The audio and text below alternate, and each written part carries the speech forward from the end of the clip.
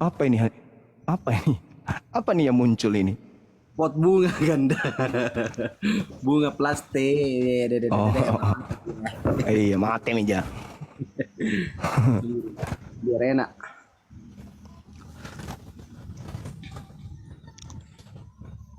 Pindahin ini saya.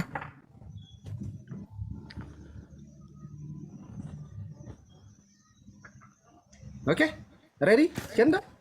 Oke. Silakan Siapa Bang yang Zuma. duluan?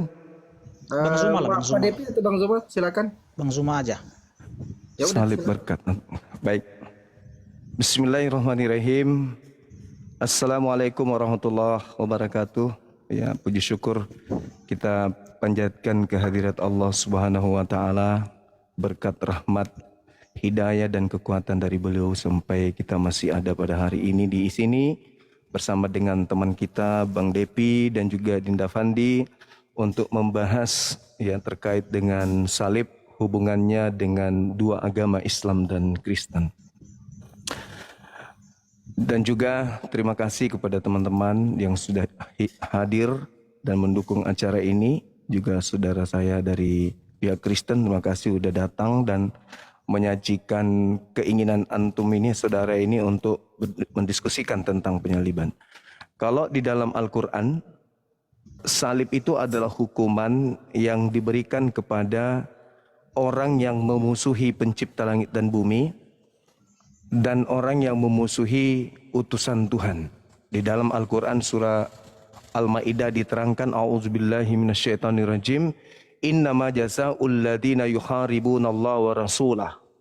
Jadi orang yang, hukuman bagi orang yang membenci, memusuhi Allah dan Rasulnya, itu jelas dikatakan ayyukatsalu au yusallabu, yaitu dibunuh dan disalibkan. Jadi orang yang memusuhi, membenci Tuhan, artinya membenci ajaran Tuhan, membenci ajaran Rasul utusan Tuhan yang diutus kemudian ke atas muka bumi untuk mengajarkan manusia kepada jalan kebenaran. Di dalam Al-Quran itu terjadi ada penyaliban terhadap kemudian orang-orang yang memusuhi Allah. Nah, kemudian di dalam Al-Quran surah An-Nisa di data ayat 157, di situ Allah mengatakan wa qaulihim inna qatalnal masih. Jadi Allah mengatakan dan aku hukum mereka karena ucapan mereka bahwa sesungguhnya kami telah membunuh Isa putra Maryam yang mereka ejek dengan menamainya Rasul utusan Allah. Padahal mereka tidak beriman kepadanya. Hanya mengatakan beliau itu adalah Rasul tapi tidak beriman. Mengatakan beliau itu adalah Al-Masih tapi mereka tidak beriman. Mereka hanya menggunakan nama tersebut sebagai alat untuk melancarkan aksi mereka. Mereka mengatakan telah membunuhnya. Wa ma qatalu wa ma salabu walakin syubbiha lahum. Tetapi sesungguhnya mereka tidak membunuhnya dan tidak punya menyalibnya. Akan tetapi diserupakan bagi mereka orang yang dibunuh itu dengan Nabi Isa alaihissalam. Jadi tidak ada penyaliban. Di Islam itu kepada Nabi Isa itu tidak ada penyaliban. Sorry saya tidak perhatikan waktu. Baik, silakan Oke, Pak Depi. makasih. Pak Depi. Iya. Iya, baik, puji syukur kepada Tuhan Yesus Kristus yang telah memberikan kesempatan kepada saya dan kita semua di sini dengan tema pada malam hari ini adalah salib berkat atau kutuk, ya. Jadi pertama-tama yang harus kita ketahui, kenapa di dalam kekristenan ini ada yang namanya salib. Apa sih salib itu, ya kan? Saya ada 5 poin yang sudah saya susun di sini. Apa itu makna salib dalam kekristenan, ya? Pertama, ke-1, ya, salib itu adalah untuk penebusan dosa, ya.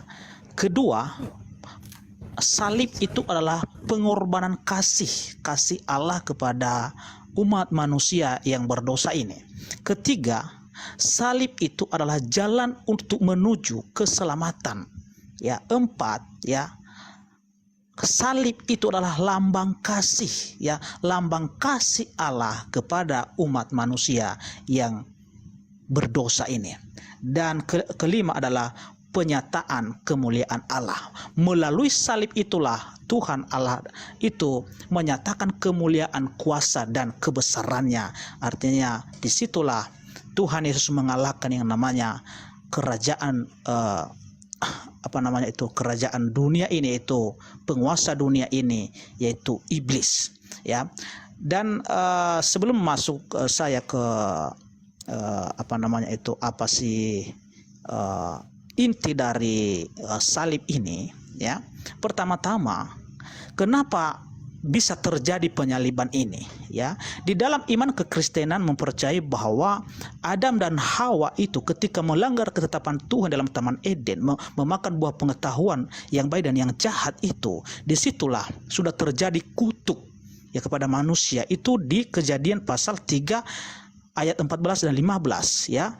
Dan melaluilah keturunan dari Hawa ini nanti datanglah Sang Mesias itu sebagai juru selamat, dan kematiannya itu di atas kayu salib, ya. Dan janji ini berulang kali diulangi untuk menyampaikan kepada manusia, yaitu manusia itu Abraham, ya, Ishak dan Yakub, ya, dan kepada para nabi-nabi yang lain. Dan nanti saya akan bacakan dalilnya dengan secara eksplisit, ya. Jadi bagi kami orang Kristen adalah kalau Yesus itu tidak mati di atas kayu salib, ya, 1 Korintus pasal 15 ayat 17, maka sia-sialah iman kami itu.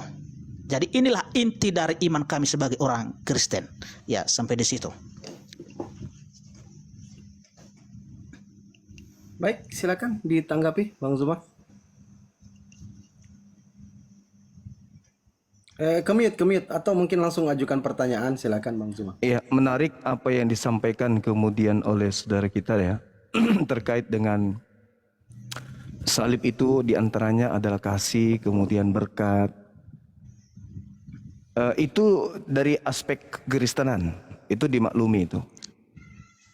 Cuman yang menjadi permasalahan ini adalah salib itu adalah hukuman yang dilakukan oleh orang Yahudi dan juga oleh orang Roma.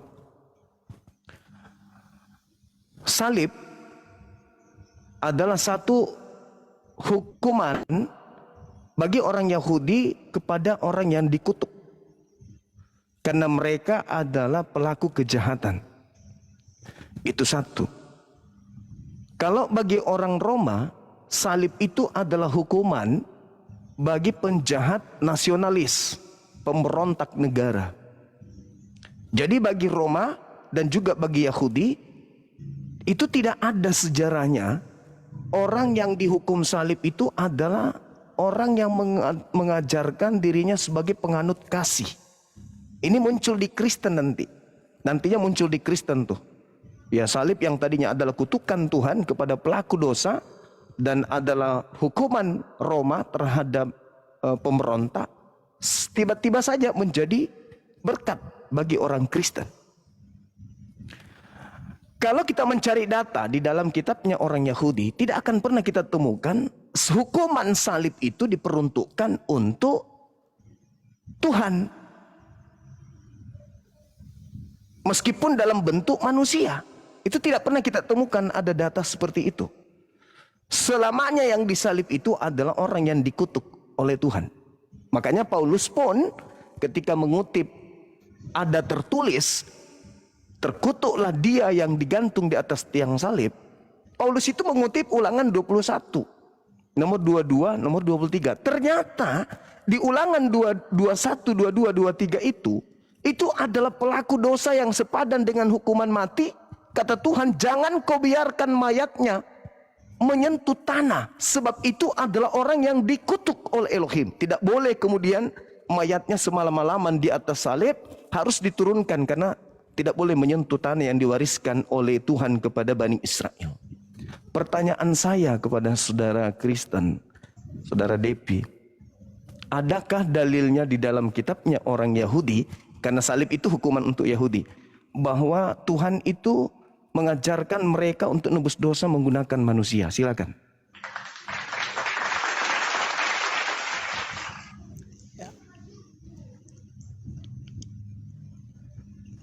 Ya, silakan Pak Ya. Depi. Langsung ditanggapi ini atau bagaimana? Ya, langsung ditanggapi silakan 3 menit. Iya, oke, saya tanggapi ya. Iya, Bang Zuma tadi mengatakan bahwa hukuman salib ini adalah hukuman bagi orang Yahudi ya dan juga orang Roma. Itu ya memang benar. Karena kenapa? Karena yang berkuasa ya di Israel pada saat itu adalah kerajaan Romawi, ya. Dan apa namanya itu tadi ya? Yang Bang Zuma ini katanya salib itu adalah kutuk ya, artinya bagi orang yang terkutuk itu ya. Ya, itu berkesesuaian dengan Galatia pasal 3 ayat 13. Ya, memang sudah dikatakan disampaikan oleh Rasul Paulus ya bahwa memang salib itu adalah sebuah kutukan ya bagi orang-orang yang jahat. Tetapi Yesus pada saat dia itu disalib, apakah dia itu yang benar-benar terkutuk? Bukan ya. Kalau di dalam Alkitab kami ya, memang ya, kenapa dia disebut terkutuk pada saat itu? Karena menggantikan kami yang terkutuk. Makanya dijelaskan di Galatia pasal 3 ayat 13 itu ya, dan juga di Yesaya ya pasal 53 mulai dari ayat 6 di sana ya. Oleh karena pelanggaran kita ya, oleh karena kejahatan kita ya, dia ditikam ya, dan dia disiksa seperti itu ya. Oleh karena itulah, jadi Yesus itu sebenarnya ya tak ada satupun kesalahan yang ditemukan pada dirinya ya. Kesalahan yang paling sedikit pun tidak ada, apalagi dosa. Tetapi oleh karena kasih, makanya ya di Yohanes 3 ayat 16 ya, begitu besar kasih Allah akan dunia ini sehingga ia mengaruniakan anak yang tunggal supaya semua orang yang percaya kepadanya tidak binasa melainkan beroleh hidup yang kekal. Makanya saya singgung tadi ada 5 ya, artinya makna dari salib itu ya, untuk membuktikan kuasa kemuliaan Tuhan, kasih Tuhan, dan jalan keselamatan ya, dan juga yang namanya lambang kasih ya. Jadi nanti saya jelaskan dengan pakai dalil ya yang lengkap ya, karena ini waktu masih udah sangat sedikit ya. Ya, jadi pertanyaannya sekarang Bang Zuma ya, dari mana rujukan Bang Zuma itu mengatakan ya bahwa apa namanya itu Yesus ini tidak benar ya, tidak benar bahwa kematiannya di atas kayu salib itu ya bukan untuk penebusan dosa. Ayatnya dari mana? Silakan nanti Bang Zuma. Ya. Baik, mungkin untuk waktunya kita akhiri supaya bisa lebih fokus menunjukkan data ya di tiap-tiap